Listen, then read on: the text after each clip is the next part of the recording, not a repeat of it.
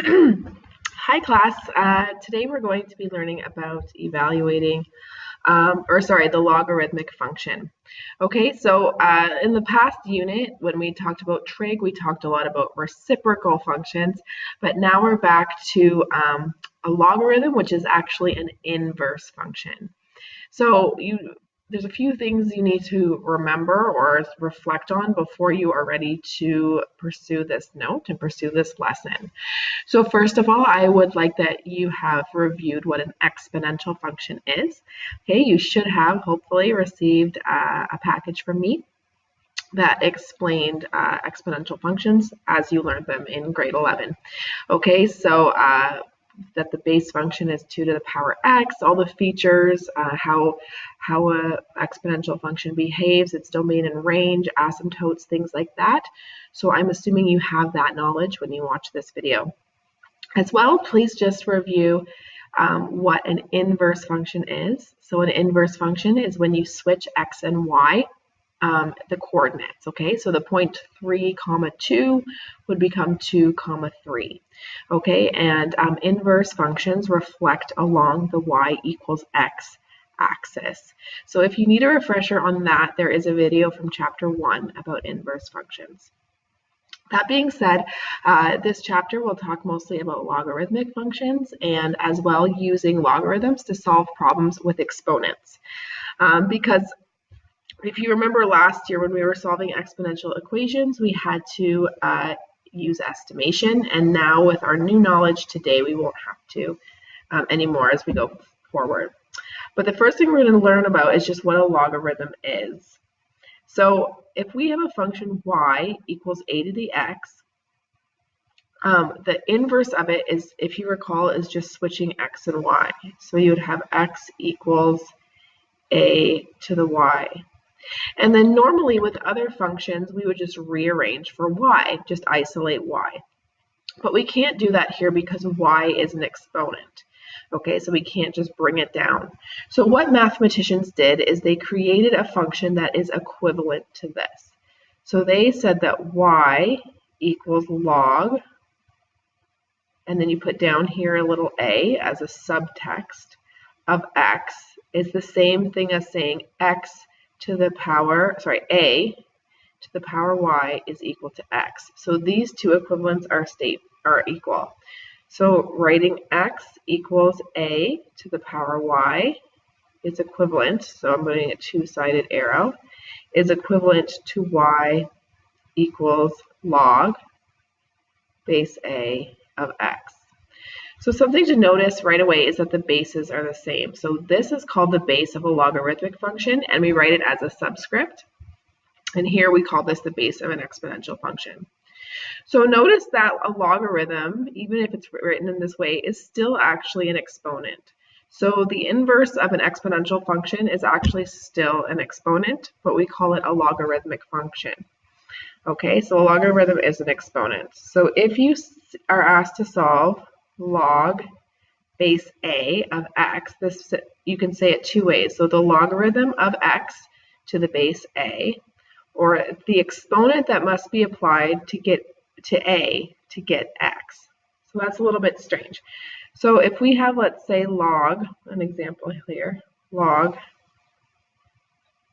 base, oh, it's down here, I didn't see it, log base 2 of 8, this is basically how you can think about this, you can write it over here, is 2 to the power what gives us 8. So 2 to the what is 8. So the answer here is 3. Okay, so since 2 to the 3 is equal to 8. Okay, let's just do maybe another one here on the side. So what about log base 3 of 81? So that's saying 3 to the what gives us 81? Well, it's 4.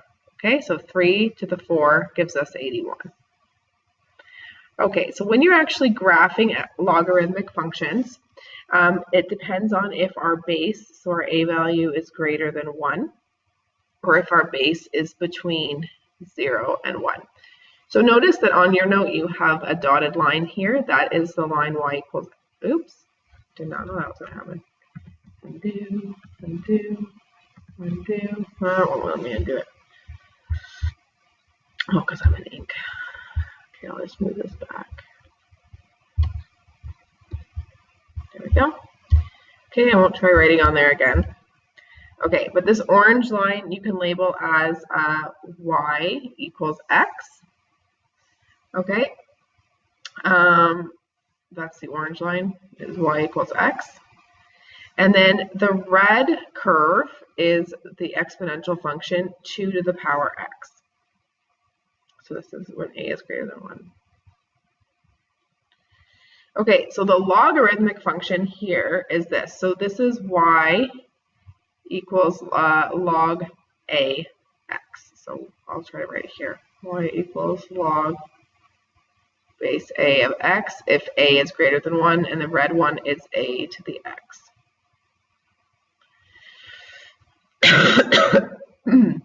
So you can notice it's a reflection on the line y equals x. Okay, all the points are reflected. They never intersect. And you can also notice that both functions are increasing.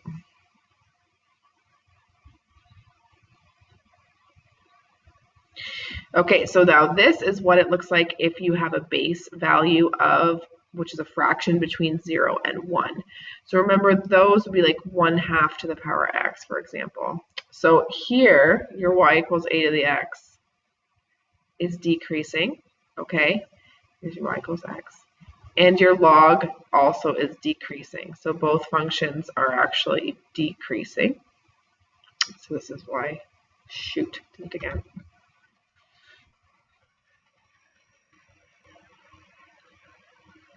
Okay, notice that they intersect where they cross the y equals x line, which makes sense since the y and the x coordinate are the same there. So it doesn't matter which way you write it, you get the same coordinate. Now notice for both of these that our exponential functions have horizontal asymptotes of y equals 0, and that transfers to a vertical asymptote of x equals 0 in the logarithm. Okay, so that leads us to these different features here. Now check your note. I might have put logarithmic here and exponential here, but switch it. We're going to go through exponential first and then logarithmic, because the exponential ones are the ones that we already know. And then we're just going to use our logic of what we know about inverses to come up with the features of a logarithmic. So we know that an exponential function has a horizontal asymptote at y equals 0. So therefore the logarithmic must have a vertical asymptote at x equals 0. So I'm just reminding you here that these are inverses. That's why these relationships hold. So all exponential functions, before they're transformed, have a y-intercept at 0, 1. So that corresponds to an x-intercept at 1, 0 for a logarithmic function. The domain and range of a exponential function flip for a logarithmic function, as they do with inverses. So that's the basic general understanding of what a logarithm is. It's just the inverse of an exponential function. The difficult part is just kind of getting used to how it's written with the base as a subscript and where things go. That will be kind of your first challenge. Now I'm going to teach you how to transform logarithmic functions and how to graph them effectively. So you see below I have one example for you with very clearly laid out steps. So if we just learn those steps, then you should be able to confidently graph any logarithmic function. So transformations are applied as before. What's tricky about it is the base. So if no base is indicated, it is assumed to be 10. So for example, if you just have log 100 where there's no base written, that really just means log base 10 of 100. So then you would think 10 to the power what gives me 100? Well, it's 2. So if you take a calculator, I'm trying to find mine. See it. If you take a calculator, oh, here it is. Your calculator will assume a base 10. So if you find the log button, for me it's right underneath the second button, and you do log 100, enter, you'll get 2 because it has assumed the base is 10. So if the base is not 10, you can't use your calculator yet. You'll be learning later on this unit how to use your calculator to evaluate logs of bases other than 10. So this is basically how a function will look. So your A value is still your vertical stretch or compression. And I know we referred on the first page to the base as A, and now this is A. It's confusing, I know, but it's just the notation that's common. So this A is referring to the vertical stretch or compression or reflection. So the K value and the D value will be inside the argument of the log, and then the C value will be written outside, and addition or subtraction outside. So just remember that the domain will be affected by moving the vertical asymptote. So that's the D value, because initially the vertical asymptote is 0, so a D value will just move that vertical asymptote left or right. The other thing to consider is the K value. If there has been a horizontal reflection, then domain will all be less than that vertical asymptote. Sorry, yes, vertical asymptote. Otherwise, if K is positive, then your domain will be greater than that vertical asymptote. Okay, so now I'd ask you to sketch this function, -2 log base 10 of x minus 4, and then we'll state the domain and range. So I did put the 10 here just to make it very clear, but again, if no base is written, you assume it to be 10, otherwise the base has to be written. Excuse me. So we want to use our knowledge of inverse and exponential functions to create the table of values. So what you're going to do first is actually create a table of values for the exponential function with the same base. So notice here our base is 10, so we want to come up with the table of values of 10 to the x. So we'll put a -1, so 10 to the -1 is 1 over 10. Then 10 to the 0 is 1. 10 to the 1 is 10. Now I did 1.5 because it grows so rapidly. So 10 to the 1.5 is 32. And 10 squared, of course, is 100. Okay, so now we want to turn it into a logarithmic function.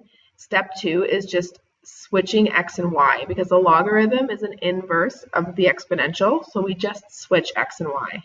So now our x value is a 10th, and our y value is -1, 1, 0, 10, 1, and 32, 1.5, and 100, 2. All right, so now that's step 2. Step 3, now we have our base function, log base 10 of x, and so now we want to just apply the transformations that were given to us. So our a value is -2. Our k value is 1. Our d value is 4, right? Positive 4. And our c value is 0. There was no c value. So now you just apply these changes to your second table of values. So you you just add 4 to all of the x values. So 4.1, 5, 14, 36, 104. Okay, and then you are multiplying all of your y values by -2. So 2, 0, -3. Sorry, did I miss one? 2, 0. Oh, I missed one, sorry. -2, -3, and then -6. Okay, so this is your new function. You can plot the points. So we can see that the vertical asymptote is at x equals 4 because it was normally 0 and it's been moved to the right 4. Okay, and the k value is 1, so our domain is x such that x is greater than 4. And then the set of all real numbers. And all logarithms have a range of all real numbers unless it's a realistic situation. Okay, so now you can just take these points and plot them. Okay, I'll let you guys do that just because with my trackpad it won't be perfect. So you can decide the scale. You maybe only need these 1, 2, 3, these first 4 points, so you don't need to get all the way up to 104 just because that would make your scale so small, right? So it would look kind of squished together. So maybe you only want these 4 points. and have a scale that allows you to include up to 36. And notice on the y-axis, though, we only need to go as high as 2. So you don't need much, but you do need to show it approaching infinity. So what you do need is wherever you decide to put x equals 4, I'm just going to show you what the general shape should look like. Your final logarithm should look something like this, but probably a bit steeper, okay? So, and making sure that you get, yeah, that should be a lot closer because your x-intercept is only at 5. Okay, so you guys, I trust that you're able to do that a lot prettier. I'm erasing that, that's ugly. I trust you're able to do that a lot prettier than what I did because you can use a pencil. And if you want me to check it tomorrow, I can take a look and make sure you got it right. Okay, so that's a logarithmic function. It's just the inverse of an exponential. Thanks for watching, guys. Hope you learned lots.